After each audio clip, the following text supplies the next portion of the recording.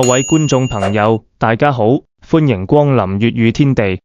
我哋每日送上最新鮮嘅香港娛樂圈大小事。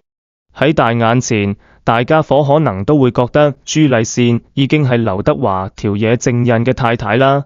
不過，阿華身邊其實還有另一位默默支撐佢，從16歲開始就同佢食住一齊嘅女士。佢唔單止湊住劉德華，仲時刻緊貼佢嘅生活。有啲人就話，咪等於阿華有咗妻妾成群咯。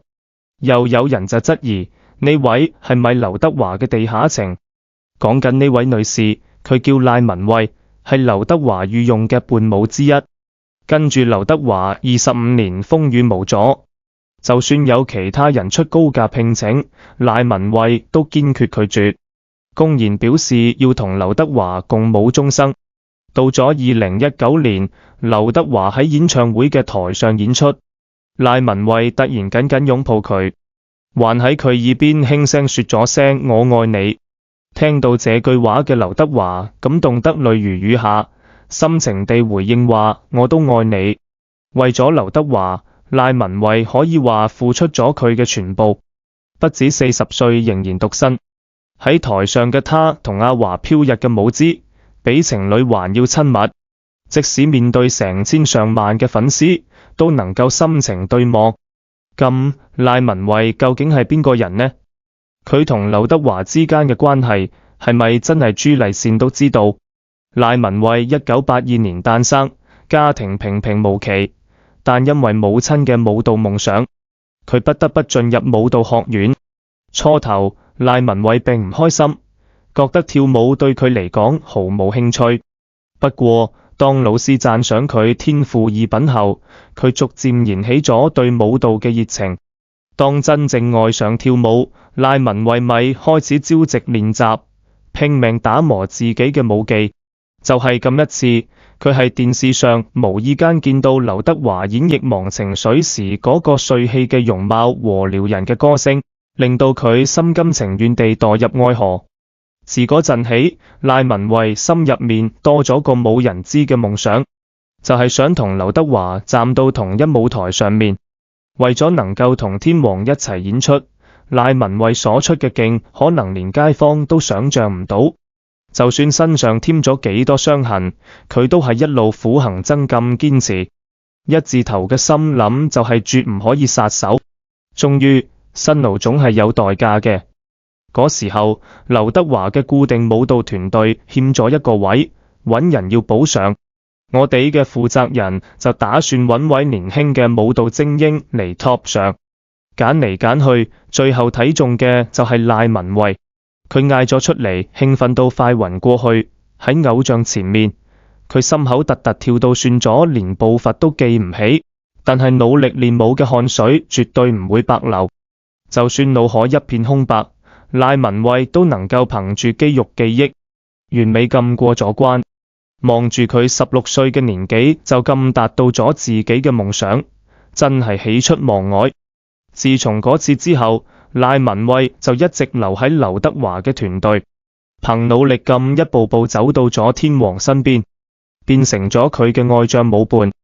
當時好多人都諗住賴文慧望天王嘅眼神有啲唔同，就有記者問他：你係咪愛上咗劉德華哥？賴文慧毫不避諱地笑咗下，邊個又能唔愛佢呢？喺2019年，劉德華搞咗場演唱會，佢唱來生緣嗰陣，賴文慧趁機湊近到佢身邊，眼神挑點咁招佢講咗句我愛你。不過因為正值演出，劉德華冇咩反應。唱完咗，劉德華問底下嘅粉絲想聽啲乜嘢，成啲人齊齊答想聽愛你1萬年。華仔冇半點遲疑，秒速答應，起咗咪就唱。高潮到，佢向觀眾放聲我愛你們，轉頭再對賴文慧話我都愛你。當時都有人估計，如果天王身邊冇朱麗倩，賴文慧會唔會做佢嘅另一半？但係未可以咁講，朱麗倩對劉德華嘅付出明顯更深。為咗唔影響對方事業，甚至唔介意放棄青春，低調到差啲唔見人22年。好彩嘅係，劉德華冇令他失望。賴文慧為咗劉德華放棄咗好多，包你無自己嘅喎，甚至分手後唔再談戀愛，連其他高薪工作機會都 say no， 只因為想守喺劉德華隔離。佢之前講過，佢呢生最幸福嘅嘢，就係能同劉德華一齊跳舞，其他都係浮雲。佢嘅堅持，連劉德華自己都感動。除咗婚姻，其他嘢佢都願意俾佢。大概呢段情就只差一張結婚證書。看見丈夫與其他女士咁玩得嚟，朱麗倩完全冇鬧爆，而係真心將賴文慧當做自己的細妹妹。佢哋成日一齊去街，朱麗倩仲教賴文慧點煮飯，有時甚至專程去睇賴文慧同劉德華喺演唱會嗰啲緊貼嘅熱舞。好令人唏噓嘅係，朱麗倩同劉德華嘅女兒名叫劉向慧。難道劉德華係想用呢個名安慰賴文慧，話俾佢知自己永遠撐佢咩？而家賴文慧40好幾，依然單身。朱麗倩同劉德華都介紹過唔少男士俾佢，但佢全部都唔中意，多間大公司揾佢都不為所動，堅持留喺劉德華身邊。講到劉德華嘅舊愛，俞可欣一定要提一提，佢係劉德華除咗老婆之外，唯一公開承認過嘅女朋友，見得出當年是真心相愛。喺《神鵰俠侶》播出之前，劉德華仲係潛力新星。喺台灣拍戲時，因工作原因認識咗俞可欣，一見鍾情，相識13天就表白，呢種衝動對劉德華來講真係史無前例。兩人完工後就要分隔兩地，一開始或許都會靠書信嚟緩解相思，但時間久了，俞可欣就忍唔住，甘願捨棄台灣嘅一切，追隨劉德華到香港發展。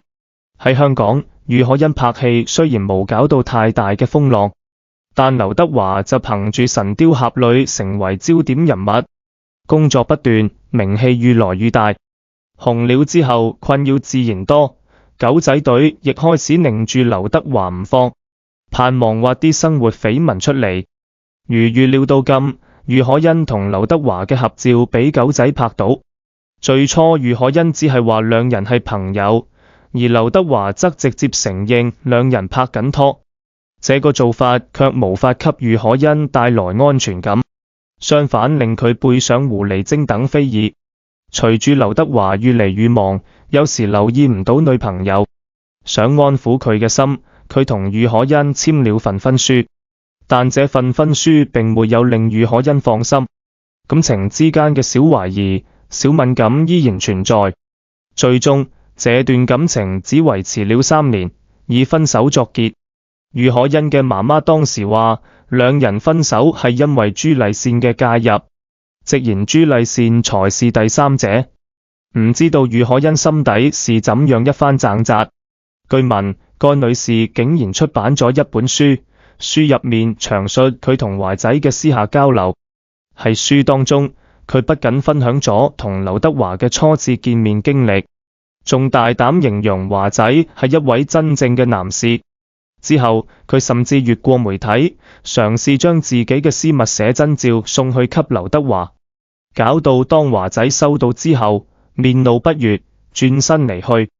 對於個中嘅狼狽，唔少粉絲睇唔過眼，斥責呢位女士係利用劉德華炒作話題。佢卻對此毫不在意，甚至公開呼籲劉德華為佢捐贈精子，作為對這段過去嘅紀念。面對這種一而再、再而三嘅爭議，劉德華嘅回應簡潔有力，只留下一念天堂，一念地獄。自此以後，對於涉及這個女士嘅所有問題，華仔都選擇沈默。而對於劉德華嚟講，佢身邊依家得妻子朱麗倩同女兒 Hannah 相伴。朱麗倩對劉德華嘅愛是一份允諾，而華仔對朱麗倩嘅愛又係無私至極。兩人相互之間嘅深厚信任，正正係佢哋關係之中嘅固結劑。雖然話等待係一件苦楚嘅事，但只要結局美滿，過程中所有嘅苦澀都會變得甜蜜。要知道，愛情易得，而白頭偕老無疑係難上加難。所以我哋都祝願佢哋能夠天長地久，幸福美滿。最後，就算朱麗倩同 Hannah 嘅奉獻值得讚美，但係提醒各位女生，千萬唔好盲目模仿，因為每段感情都係獨特嘅。咁啊，今日嘅節目就到呢度，好期待大家嘅點讚同訂閱，呢啲都係對我哋最大嘅鼓勵。如果你錯過咗上次嘅2個奶選片段，我就特別推介返俾你，等我哋下次節目再相聚。拜拜啦！